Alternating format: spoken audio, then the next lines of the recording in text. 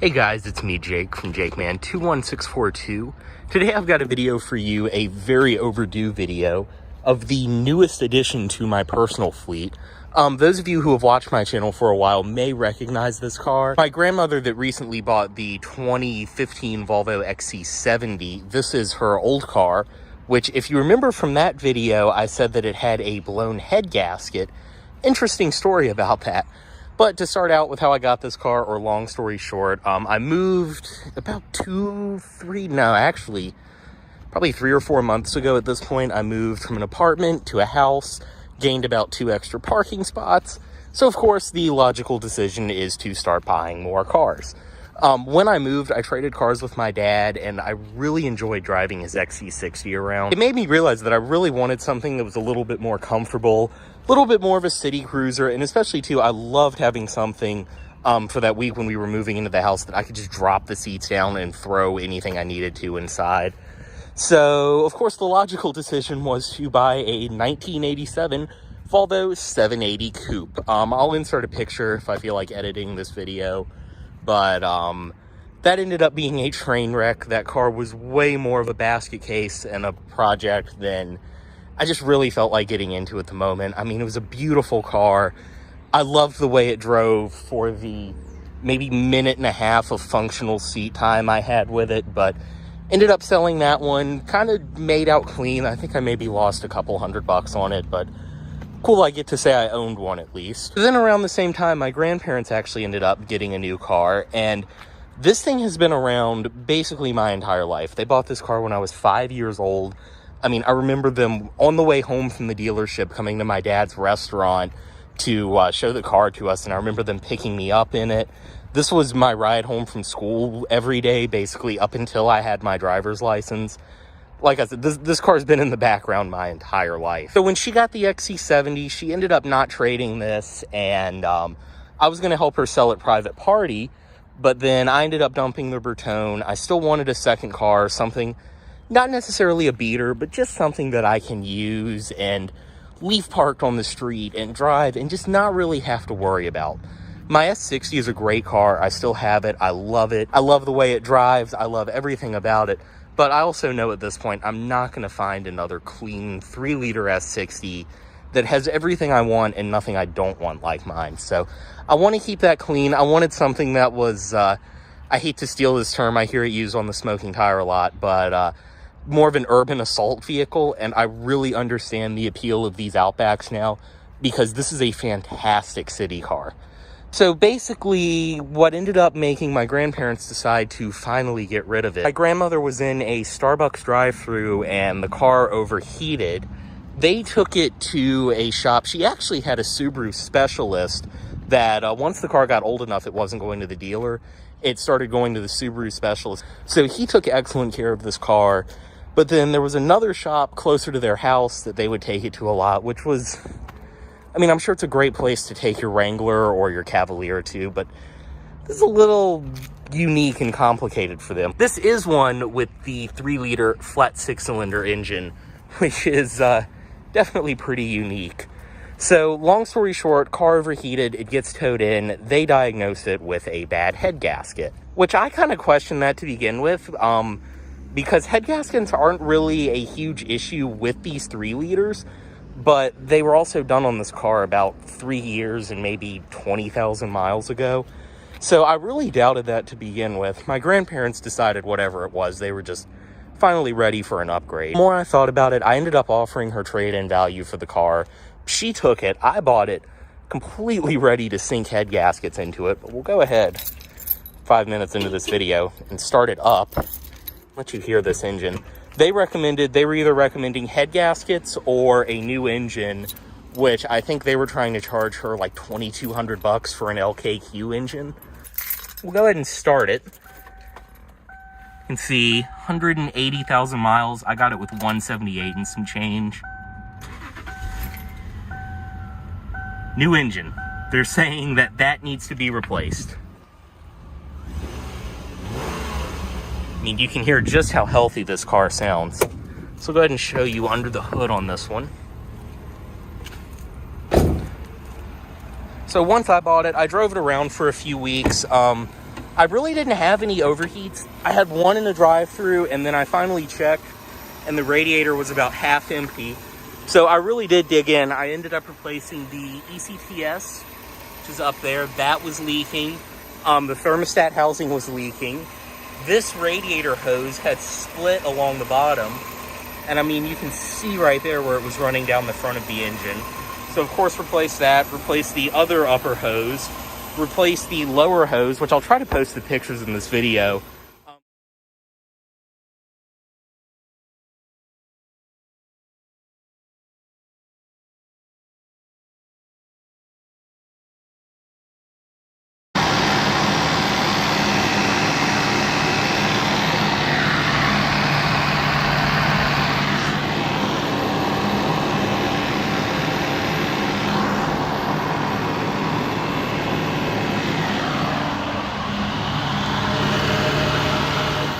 The lower hose wasn't split, but it was so deteriorated that coolant was seeping through. Replaced a couple other smaller coolant hoses buried around the engine. And since then, it's been about 1,500 miles, and this car hasn't lost a drop of oil or coolant. Also, another thing, too, the redneck shop that they were taking it to put the wrong size oil filter on. So it had a 4-cylinder oil filter on it, which is about half the size of the normal one. So I'll try to post a picture of that too. I've never even seen this on a car. Oil was actually blowing around the seal on the oil filter. So, I mean, the entire underside of this car was just soaked in oil and coolant when I got it. Also, another thing too, was missing the engine cover. I ended up finding one of those on eBay for like 30 bucks, but I think when it had the head gaskets on, the shop just didn't put it back. But yeah, otherwise, head gaskets have been done. The transmission was replaced maybe 5 or 6 years ago at this point, but I think it was also only maybe 30 or 40,000 miles ago. Under the hood, otherwise, AAA battery. I changed the oil when I got it. As I said, I did a cooling system overhaul, basically. Changed the air filter. Actually went full Bryce mode and drilled holes in the airbox. It sounds like a 911 now. It's kind of hilarious, actually. But popped a K&N drop in there. And otherwise, yeah, for about 500 bucks, and then I'd say maybe another 120 bucks total in parts.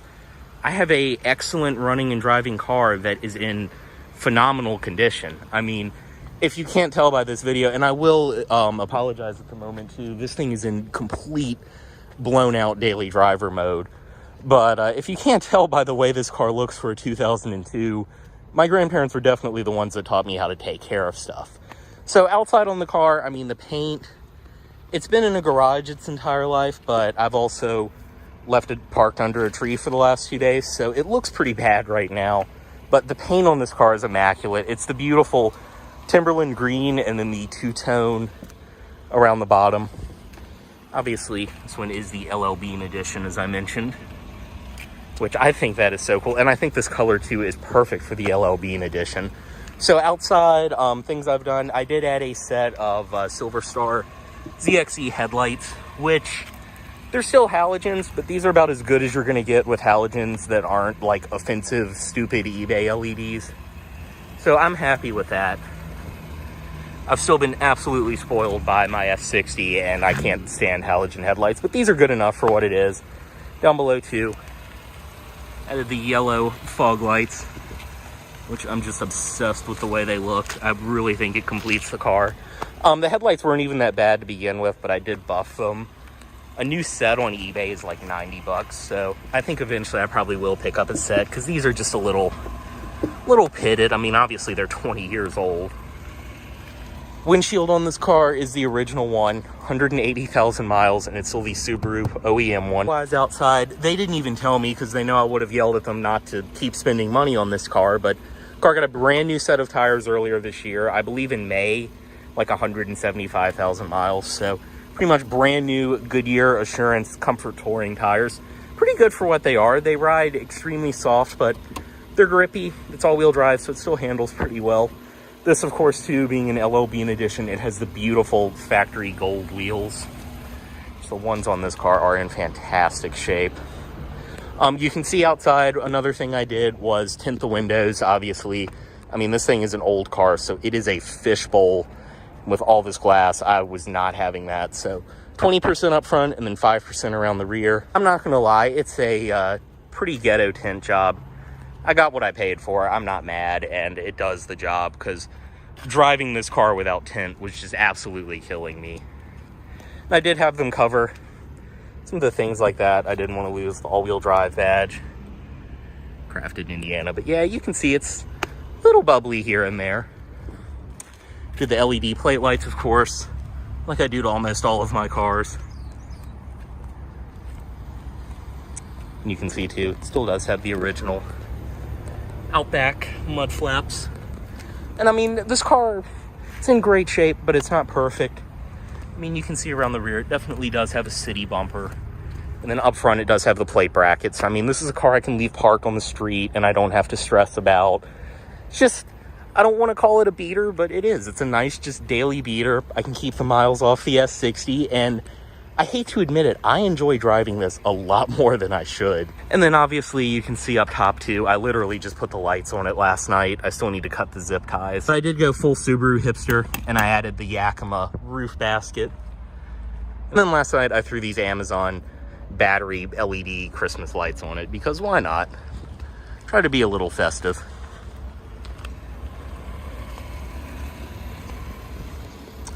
So we'll go ahead and step inside of this one very briefly. I mean, you can see inside. Very typical Subaru of this era. Do have a full power driver's seat down there. You can see 180,000 miles, and they do need to be conditioned. I haven't done that in a while, but 180,000 miles, and that's the worst of wear on the seats. And it actually looks a lot worse on camera than it is.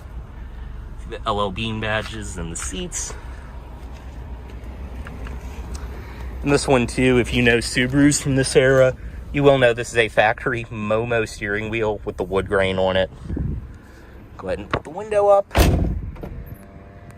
And with the window up, you can see it is like a cave in here, which I absolutely love. Inside of this Outback though, and I'll make it quick because I want to get a better tour once the car has actually been cleaned. But inside, like I said, the Momo wood grain factory steering wheel. On the door, in the H6 LL Beans, you actually get a pretty nice interior. It's all padded leather around here, padded on the armrest, and then padded up top. All of this around here is padded, and this one has been in a garage its entire life.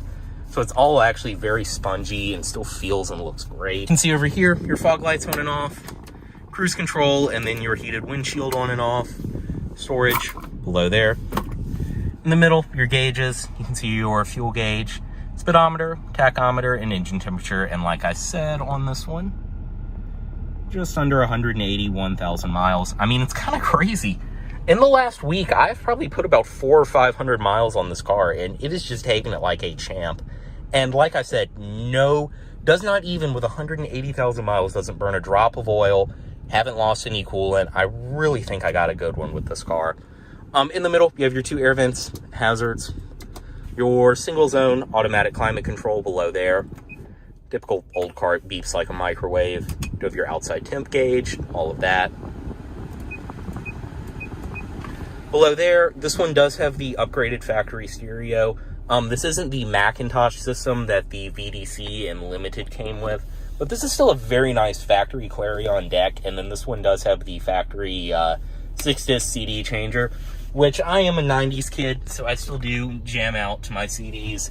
Now, even in this one, do have some cassettes that I actually use. This was cool, actually. There's a record store literally right around the corner from my house, and they were having a sidewalk sale, so I picked these up for like $1 each. Nice to have in the car. I'm also used to having really bad cell phone service from my old provider, so I've always kept CDs and stuff like that in the car for road trips. But very nice system. It really does sound great for the era. Up top, you have the single disc CD player, your tape deck, which I do have the tape to aux cord in here.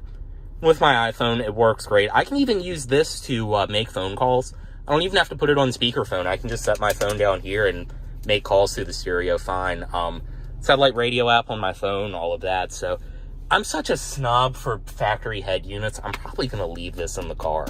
I really like the way it looks. Like I said, it sounds great. I'm happy with it. And I even keep a little CD changer loaded. Down below, more storage, phone charger, ashtray.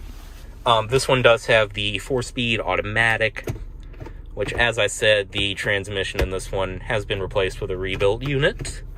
That's one less thing to worry about. Heated seats back here. They are 2-stage. And you can see your H6 and all-wheel drive badges.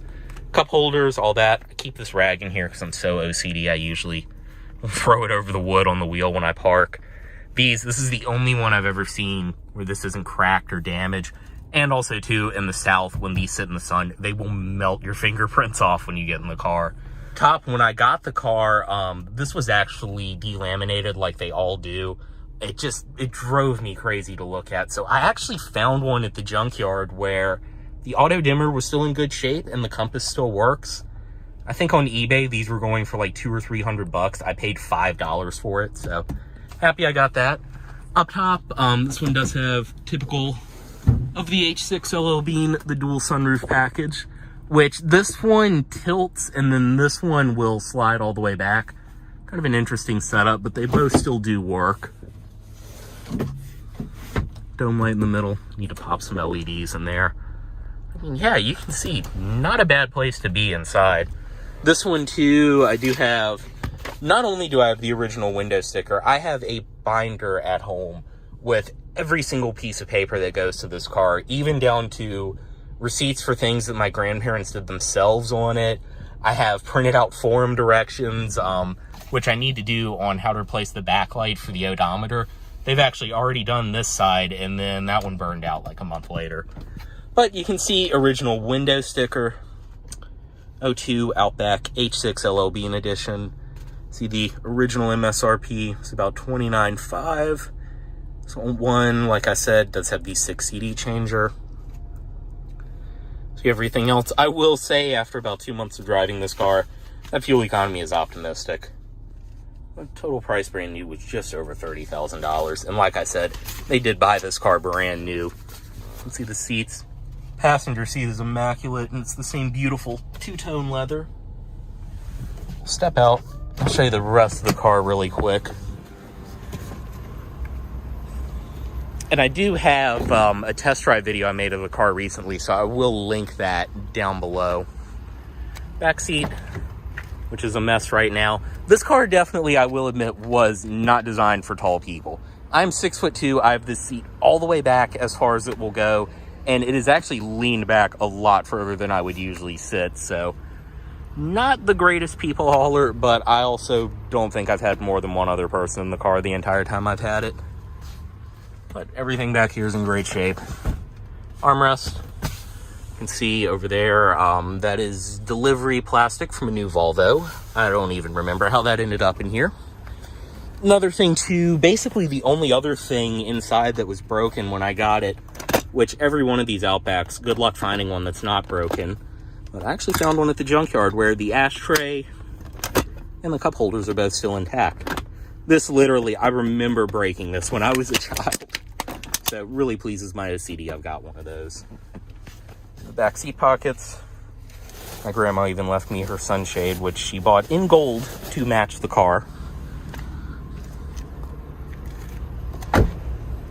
Inside of the trunk, like I said, I've got some more parts on the way, and I'll have to do a video once I actually get it properly detailed. But it does have the OEM cargo cover, which, as you can see, is stuck out, but it's also missing. It literally just fell off the other day, missing the holder on that side. I just ordered one the other night, so that should be here soon. It's like $120 for a brand new one. But inside, you can see, this is why I love having a wagon. It is full of car parts and tools that rattle around anytime I'm driving. Coolant, because it would not be a Subaru if I did not keep some coolant in the back.